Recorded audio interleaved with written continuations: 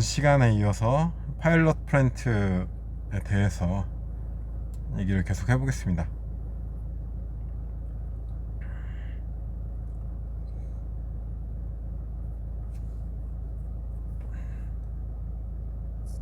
EPS에 대한 얘기를 아까 하다가 EPS 단어가 생각이 안 나가지고 얘기를 못 했는데요. Emergency Power Supply 해가지고 비상 상황에서 전원을 공급할 수 있는 시스템입니다. 그래서 보통 이런 식으로 이제 네모난 컴퓨터 같이 생긴 놈이 이제 안에 건전지가 배터리가 들어있는 거죠. 그래서 이런 것도 EPS고, 경유 보일러가 아니라 경유를 써서 발전하는 발전기, 소형 발전기 같은 것도 EPS라고 합니다. 그래가지고 이런 걸로 전원이 끊어져도 전원을 유지할 수 있게끔 주요한 그 설비들, 이제 예를 들면은 이제 제어 시스템 같은 거, 이런 거나 주요한 밸브들은 다 EPS에다가 물려놓는 경우가 많이 있습니다. 그리고 주요 밸브들을 끄거나 이럴 때 EPS가 많이 사용되죠. 그리고 비상 발전기라고 하죠. 얘는 비상 발전기나 보통 비상 전원이 들어있는 전지를 EPS라고 하는 경향이 더 많고요. 이제 비상 발전기에 주요 안전 설비들이 물려 있느냐, 이런 것도 보게 되죠.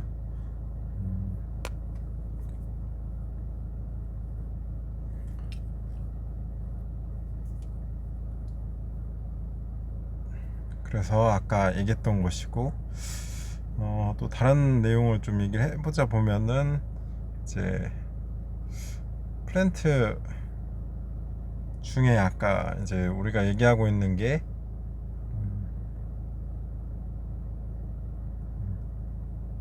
파일럿 플랜트에 대한 얘기인데요. 이제 파일럿 플랜트를 통해서 이제 주로는 이제 수율이 어느 정도 얻어지느냐, 이거를 좀 보게 됩니다. 그래서 수율이 잘 얻어지고 안전하게 생산이 되는지 주로 이런 거를 연구하는 걸로 제가 알고 있고요. 수율이나 이제 어떻게 보면은 이런 거를 더 작은 단위로 해가지고 파일럿 플랜트를 만들면 이제 그 반응 자체도 볼 수 있는데, 주로 수율에 대한 것을 확인하느라고 파일럿 플랜트로 하는 거죠. 뭐 온도, 압력 조건들에 따른 수율이 얼마나 나오는지 이런 걸 하는 거고, 반응 자체에 대한 거는 반응하는 그 피커나 이런 쪽에서 다 확인이 된 상태에서 파일럿 플랜트를 보통 짓게 되겠죠. 그래서 아까 물질 안정성 얘기도 했는데, 물질 안정성에 대한 것도 맞긴 하죠. 예를 들어 촉매 같은 거가 이제 안전성이 확인이 안 됐을 때 이제 물질의 위험이 존재할 수도 있는 겁니다. 파일럿 플랜트는 여러 가지로 굉장히 위험한 공정인 거죠. 우리가 자동차 운전할 때도 예를 들면 처음이랑 끝에 이제 안전성이 없지 않습니까? 떨어지지 않습니까?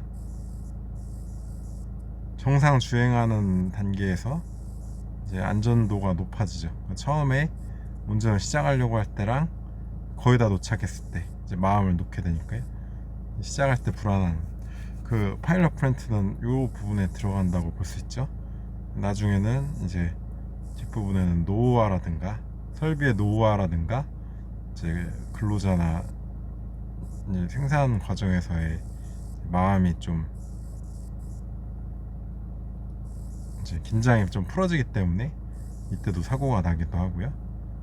보면은 커다란 사고들이 되게 주말에 금요일, 토요일, 금요일 같은 때 사고가 많이 나는 것 같습니다. 제 생각엔, 개인적으로는. 이게 아마 일주일을 하다가 이제 금요일 날 쉴 생각을 하면서 마음이 해이해져 가지고 그러지 않을까 이런 생각을 하게 되더라고요.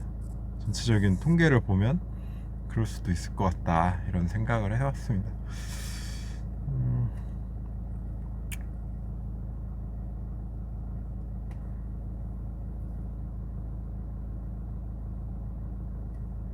이어서 이제 안전성 검토, 시운전 시 안전성 검토에 대한 내용 한번 보겠습니다. 이 어떻게 생각하세요? 저 안전에 대한 것들, 산업 안전,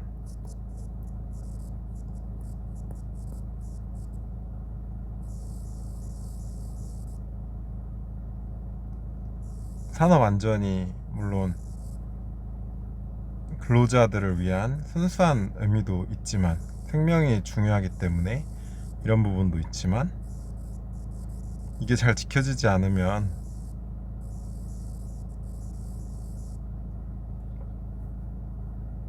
작업 자체에도 문제가 될 수 있습니다.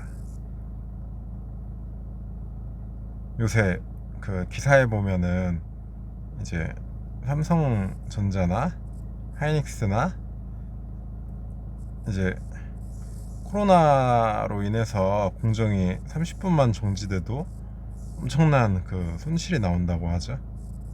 근데 중대재해가 발생하면, 사망사고가 발생하면 굉장히 오랜 기간 작업 중지로 연결될 수 있습니다. 원인이 나와서 그게 해결되기 전까지는요.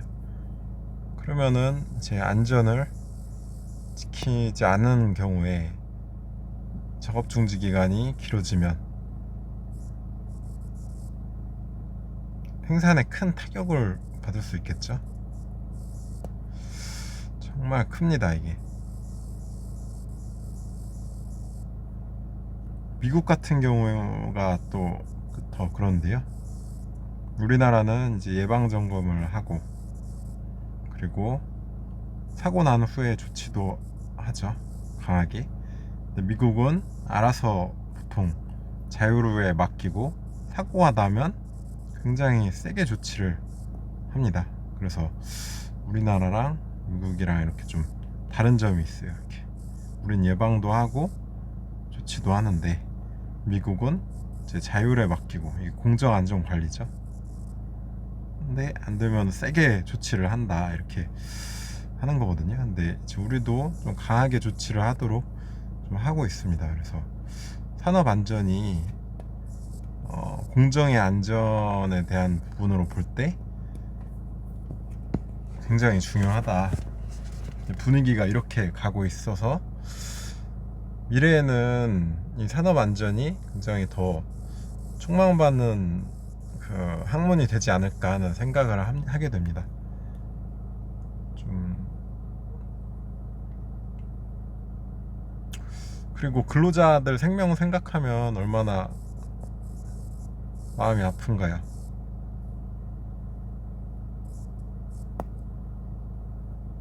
우리가 사망 얘기만 해서 그런데 이제 우리가 안전은 보통 이제 사망사고에 관련된 게 주로 많고 이제 보건도 물론 심각하면 사망으로 가는데 직업병이 걸리는 부분이 있을 수가 있죠.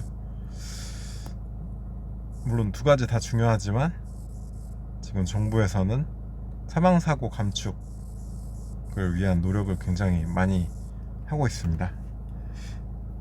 사망 안 하는 거 중요하죠. 그리고 이제 장기적으로 우리가 나아가야 할 방향은 보건이다.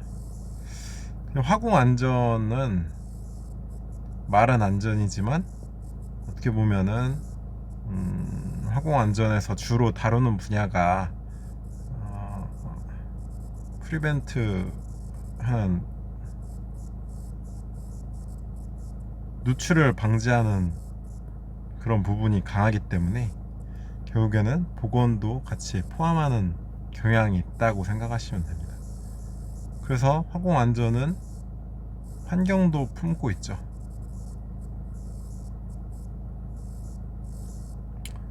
우리나라의 환경 관련된 법이 지금 굉장히 화공안전에서 산업안전보건법의 화공안전에 기인한 부분들이 많이 있습니다. 여기에서 이제 나온 우리 산업안전보건법에서 이제 환경법에 이제 화관법이라든가 화평법, 이거는 뭐 누구도 부인할 수가 없는 얘기죠. PSM에서 얼마나 화공안전이 충망받는 사업인가요? 아니, 사업이 아니라 학문인가요? 환경, 그리고 안전, 그리고 보건은 굉장히 분야가 다양한데 그 중에 물질 관련된 내용들은 이제 누출을 방지하는 부분 때문에, 그런 학문이기 때문에 화공안전이 직업병에도 관계가 될 수 있는, 보건도 일부, 보건의 일부를 좀 포함하고 있다고 봐도 되죠. 보건은 정말 다양합니다. 근데 이제 장기적으로 이제 선진국으로 될수록 보건이 좀 대세가 될 것 같다는 생각도 많이 들어요. 저 같은 경우에는 화공 안전을 다 열심히 하고 그러고 나서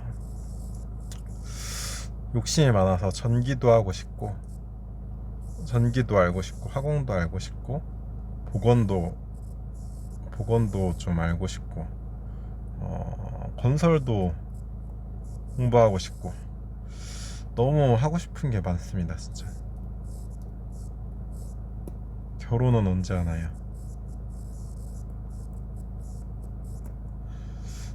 하고 싶은 게 너무 많은데 이게 다 할 수 있을까요, 제가? 지금 저는 이제 산업안전 기사하고 산안기하고 화공 기사만 있습니다.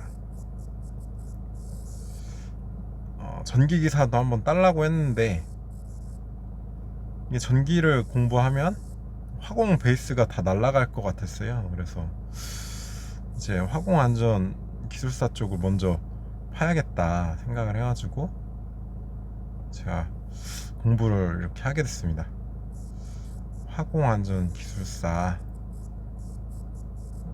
기술사 이걸 해야지. 그리고 화공 기술사, 화공 기술사는 거의 고시에 나오는 문제랑 유사하게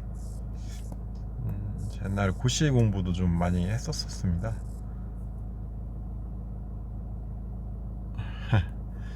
결혼은 언제 하냐, 이게 재밌네요. 정말 열심히 살고 있다고 생각을 해요. 저는 업무도 열심히 하고, 진짜 공부하고 싶은 게 너무 많습니다. 근데 화공 한 분야만 전문가가 되더라도 우리는 진짜 열심히 해서 두 개 기술사를 먼저 따야죠. 여러분들도 열심히 노력했으면 좋겠습니다. 자, 이제 다시 넘어가서 파일럿 플랜트 시운전 시 안전성 검토로 다시 넘어가 보겠습니다. 시운전에 필요한 요소들, 이렇게 해서 인적 요소가 있어야 되고 전문 인력이 있어야겠죠. 파일럿 플랜트는 섬세하고 잘해야 되기 때문에 운전원, 개장 전문가, 배관 전문가, 기술적 관리자. 파일럿 플랜트, 크고 작은 문제에 대한 결정사항.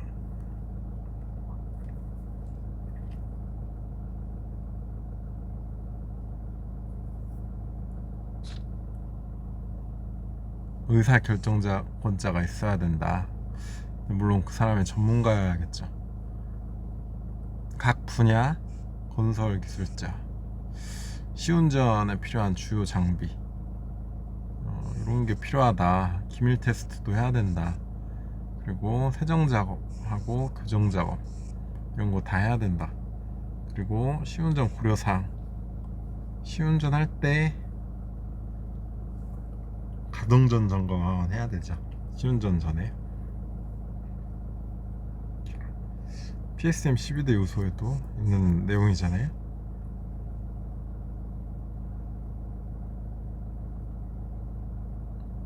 비상사태에 대응하는 부분도 있고,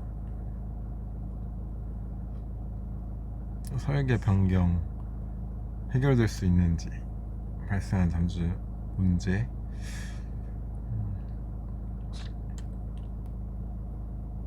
안전 점검에 대한 내용도 있네요.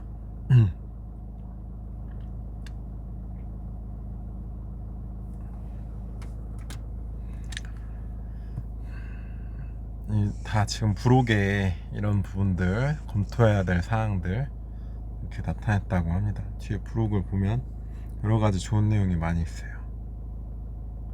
교육 훈련, 직무 훈련을 받아야 한다. 보면은 공정안전 12대 요소에 대한 내용이 많네요. 그죠? 변경 관리라든가, 그죠? 시운전, 가동전 점검,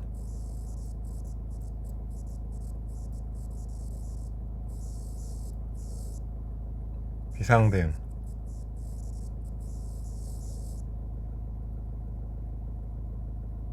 그죠? 그리고 교육 훈련, 이런 부분들이 다 맞물려 있습니다. 왜냐하면 하나의 공정이기 때문이죠. 얘도 플랜트도 자꾸 이름이 생각이 안 나죠.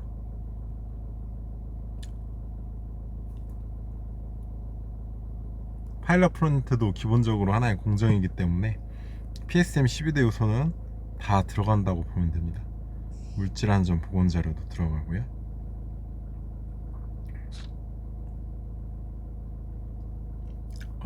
교육 훈련 후에 평가를 해야 된다. 그렇죠? PSM 하면서 다 평가하지 않습니까? 그러면 안전검토사항 설계할 때 이런 부분들 아까 얘기했듯이 안전 개수를 둬야 된다. 설계하는 것들이 다 운전보다는 높아야 된다는 거죠. 이거를 얼마나 줄 거냐. 온도의 경우에는 30도 뭐 이렇게 할 수 있고, 좀 더 운전 계획되어 있는 부분들이 높아질 수 있기 때문에 이런 부분들, 그리고 압력 같은 경우 있고요. 부식 한계 같은 것도 있을 수 있겠죠. 배관 부식 한계라든가 이런 부분들도 있을 수 있고요. 압력,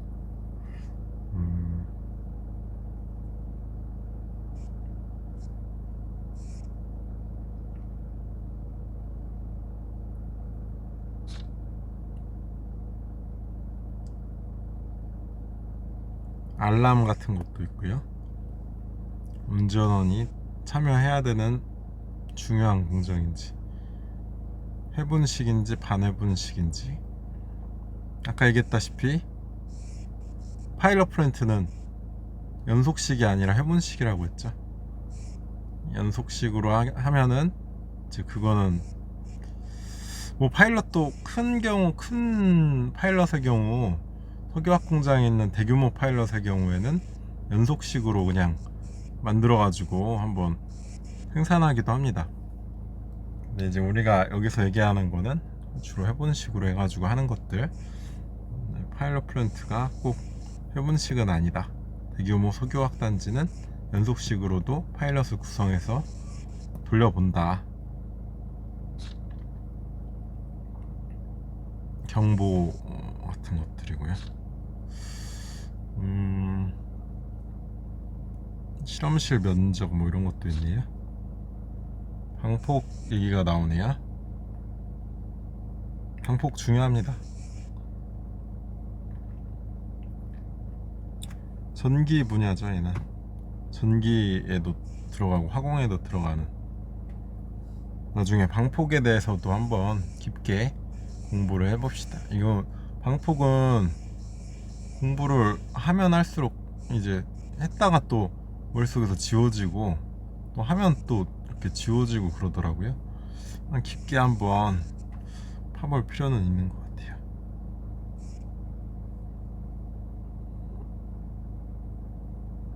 여기는 복원에 대한 내용도 있네요.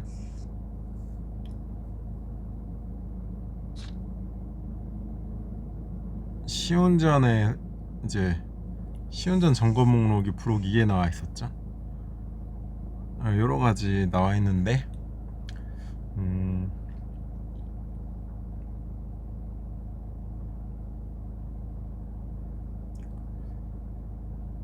시운전 활동, 시운전 전 활동, 예비 시운전 활동, 여러 가지가 있네요.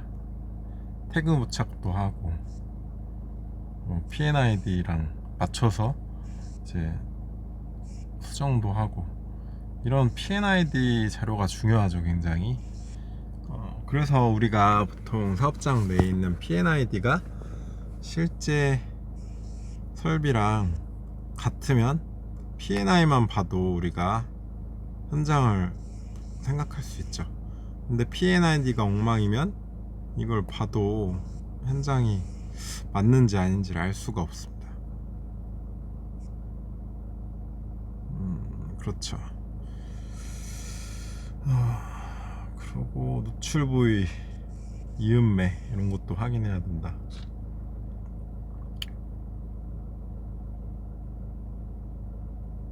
적절한 용지를 통해서 플러싱 한다.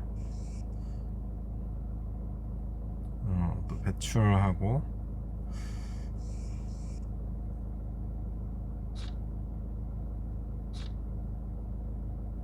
한번 보세요. 이거를 여러 가지가 기밀 테스트 하는 것도 있고, 시운전 전에 점검할 것들이 이렇게 많다. 시운전 테스트 하다가 사고가 날 수 있으니까요. 아까 말씀드렸다시피 초반이랑 후반에 사고 날 위험이 많으니까 이런 거를 다 하라는 겁니다. 가스 감지 설비 이런 것도 나오네요. 가스 감지기 중요하죠.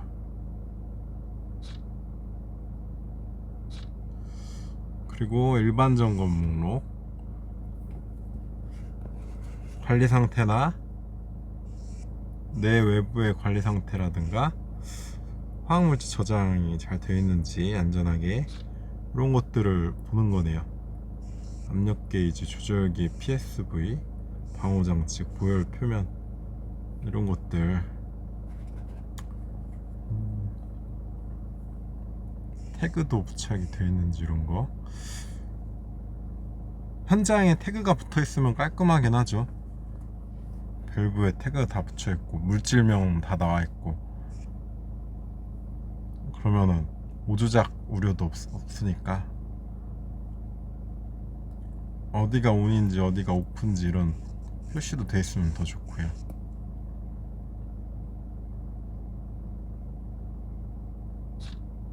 여기 뭐 단열 여부도 확인하도록 돼 있네요.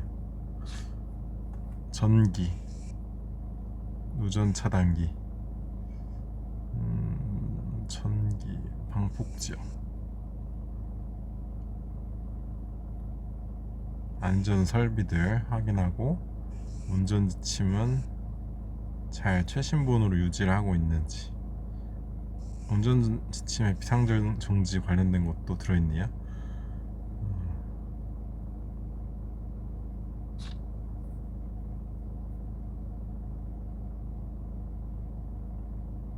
후드, 이송 라인,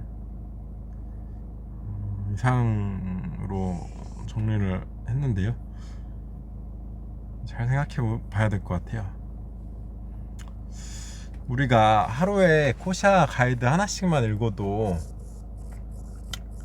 코샤 가이드를, 이게 엄청 많습니다. 가이드가 이걸 어떻게 다 보지?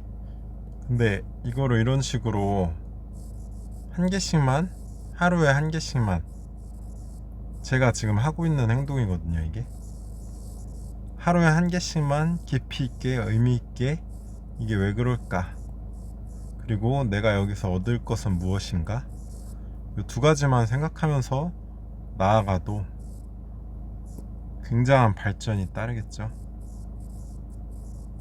왜냐하면 호샤 가이드가 바로 해외 코드나 여러 가지 좋은 원서를 다 갖고 온 거기 때문에 결국에는 이거를 코샤 가이드를 다 읽으면 결국에 이런 부분들을 다 내가 흡수하는 거예요. 해외 코드나 좋은 해외 서적 같은 거를 원서로 보는 게 굉장히 어렵잖아요. 코샤 가이드만 달달 외우고 보고 이런 우리가 알고 있는 부분과 접목을 하고 그리고 이제 모르겠는 거 새로운 거를 연구를 해 나가면 엄청난 그 화공 안전 지식이 구성이 됩니다. 이거는 각 분야 전문가들이 만든 함께 모여서 이제 우리나라 실정에 맞게 그래도 연구를 해가지고 엄청나게 열심히 만들어놓은 가이드거든요. 우리나라에서 법적인 효력이 없다? 그치만 이거를 지키지 않았을 때 우리는 이걸 참고해서 법 위반이 될 수도 있는 내용들입니다. 권고적인 성격을 갖고 있죠. 호샤 가이드는. 근데 법이 있으면 이제 호샤 가이드는 바깥에 있습니다. 이렇게 법 밖에 이제 가이드가 있는 거죠. 여기 겹치는 부분이 있다는 거죠. 그리고 일부는 이렇게 좀 머금을 수 있어요. 왜냐하면 법 자체가 딱 타이트하게 정의되어 있지가 않은 게 있습니다. 그러면은 통상 이렇게 하는 게 정상이다라는 부분이 가이드에 들어가 있는 거예요. 법에 예를 들면 우리 규칙 중에 이런 규칙 있죠. 산화물이나 인화물에 안전조치 없이 여기다가 충격이나 마찰을 가하면 안 된다. 마찰 가하면 안 되죠. 근데 이게 안전조치가 어떤 거다라는 딱 이런 걸 의미한다 이런 게 없어요. 이 법에. 그렇다고 이 법이 잘못된 거냐? 그런 건 아니죠. 그냥 이런 사고가 나는 걸 방지하기 위해 노력을 해야 된다는 거를 법에서 넓게 표현을 한 건데 그러면은 아까 다시 볼까요? 가이드가 있으면 이제 법 밖의 테두리에 이만치를 먹는다는 거는 이런 안전조치가 무엇이냐 했을 때 이런 가이드라든가 이런 부분이 이제 통용되는 거면 이제 이걸 먹고 들어갈 수 있는 거죠. 글씨가 너무 예쁘지가 않네요. 정말 재밌습니다. 공부는.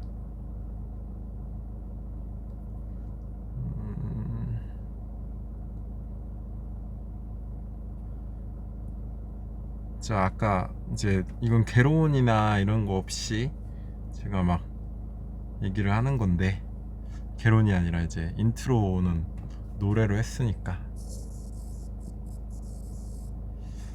제 포부와 이제 함께 나아가는 거죠. 저는 이거는 공부 로그입니다.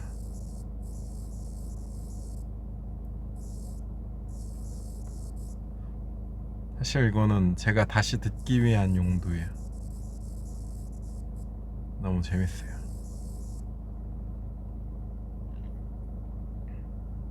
여기까지.